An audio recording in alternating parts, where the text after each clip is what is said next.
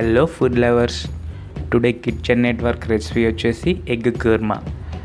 Super gravy తోటి చపాతీలోకి అన్నంలోకి చాలా బాగుంటుందండి. ఈ ఎగ్ కుర్మా ఒకసారి చేసుకొని తిన్నారంటే మళ్ళీ చేసుకొని తినాలనిపిస్తుంది. ఇప్పుడు ఇది ఎలా చేయాలో దీని ప్రాసెస్ చూద్దాం.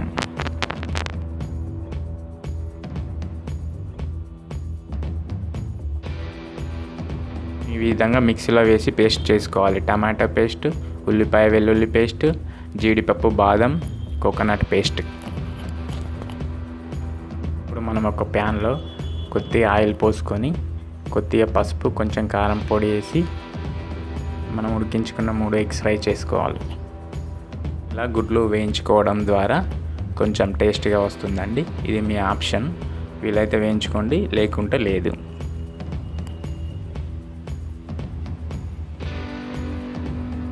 ఇలా లైట్గా గోల్డెన్ బ్రౌన్ వేయాక తీసి పక్కన పెట్టుకోవాలి. ఇప్పుడు ఇదే ప్యాన్లో 1 కప్పు ఆయిల్ పోసుకోవాలి.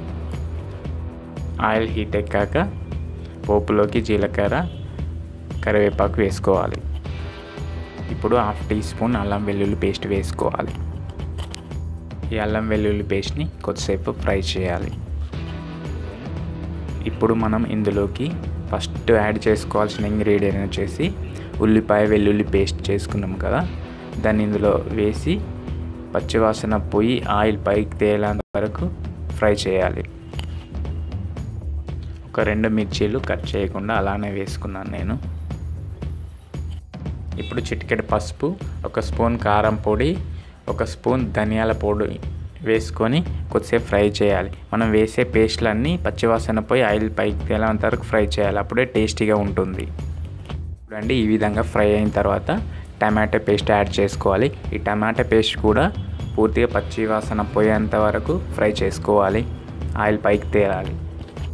మనం వేసే పేస్ట్లన్నీ ఉడికినాయో లేదో తెలుసుకోవడానికి ఉడికితే ఈ విధంగా ఆయిల్ పైకి తేలుతుంది.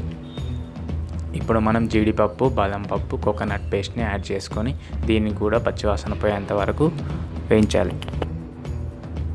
చూడండి, ఈ విధంగా ఫ్రై అయిన తర్వాత ఇప్పుడు 1/2 కప్పు పెరుగు యాడ్ చేసుకోవాలి. ఈ పెరుగు వేసిన వెంటనే స్పీడ్గా కలపాలి, లేకుంటే పెరుగు అలానే ఏర్పడుతుంది. మొత్తం కలిసే విధంగా స్పీడ్గా కలుపుకోవాలి. చూడండి, మనకు పెరుగు ఎక్కడ కనిపించట్లేదు.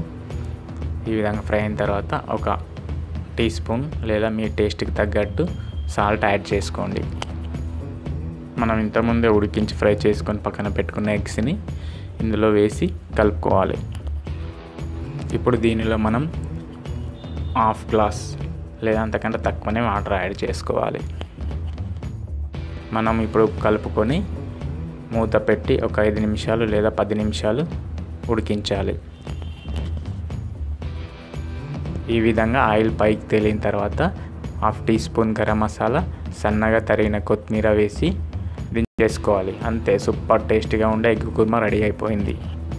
చూడటానికి ఎంత బాగుందో తినడానికి కూడా అంతే టేస్టీగా ఉంటుంది. మీకు నా ఈ రెసిపీ నచ్చినట్టయితే నా ఛానల్ సబ్స్క్రైబ్ చేయండి.